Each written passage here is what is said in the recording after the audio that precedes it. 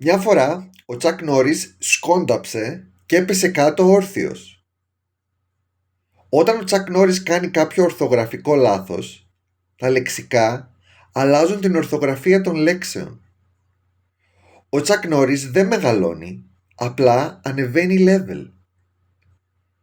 Ο Τσακ Νόρις έχει κάνει κεφαλοκλείδωμα στον ακέφαλο καβαλάρι. Ο Τσακ Νόρις μπορεί να βάλει τρίποντο από τη γραμμή των βολών. Πώς ψαρεύει ο Τσακ Νόρις? Λέει εσύ και εσύ έξω.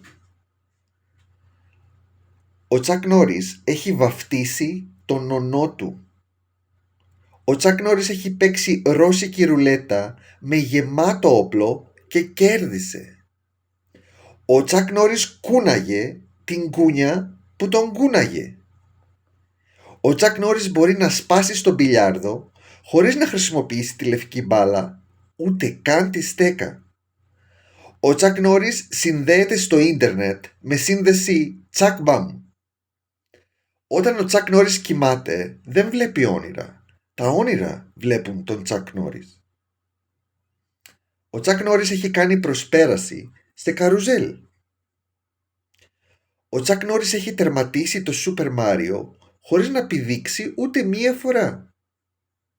Ο Τσακ Νόρις μπορεί να χειροκροτήσει με ένα χέρι. Ο Τσακ Νόρις μπορεί να φάει σούπα με πυρούνι. Ο Τσακ Νόρις έχει υπολογιστή Apple με το μήλο ολόκληρο.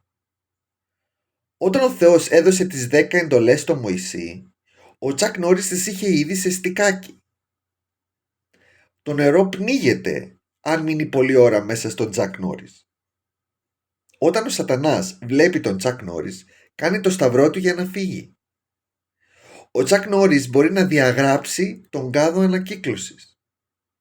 Δεν υπάρχει κοντρόλ στο πληκτρολόγιο του Τσακ Νόρις γιατί αυτός έχει πάντα τον έλεγχο. Στην επαγγελματική κάρτα του Τσακ Νόρις δεν γράφει τηλέφωνο, αλλά θα σε πάρω εγώ. Ο Σούπερμαν φοράει πιτζάμες Τσακ Νόρις. Δύο πράγματα φαίνονται από το φεγγάρι στη γη. Το συνικό τείχος και το πουλί του Τσακ Νόρις σε στήση.